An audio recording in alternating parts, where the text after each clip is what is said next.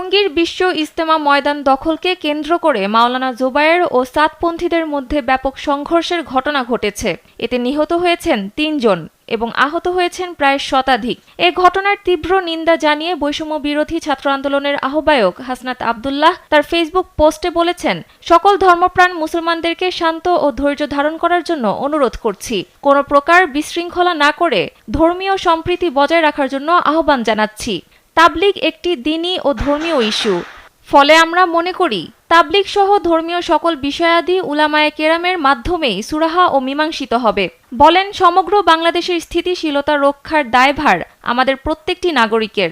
দেশের শৃঙ্খলা বজায় রাখতে শান্তিপূর্ণ সমাধান ও অবস্থানের জন্য আমরা সবাই আন্তরিকভাবে কাজ করে যাব। হাসনাত বলেন, সাতপন্থী সমর্থিত সচেতন ছাত্র সমাজের দেওয়া প্রধান উপদেষ্টার কার্যালয় ঘেরাও এবং মাওলানা সাদের ভিসার জন্য বাসভবন ঘেরাও কর্মসূচি ঘোষণা করা হয়।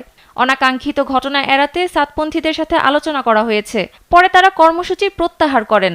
হাসনাত আরও বলেন, আমরা কাকরাইলা আলেমদের উপস্থিতিতে সাতপন্থীদের আরও বলেছি, কোনোভাবেই আপনারা ময়দানে প্রবেশ করবেন না এবং আমাদের নিয়ে যে ভিডিও প্রচার করেছেন তা মুছে ফেলবেন। কিন্তু এর আগেই এই নির্মম ঘটনা ঘটেছে, যা কোনোভাবেই কাম্য নয়।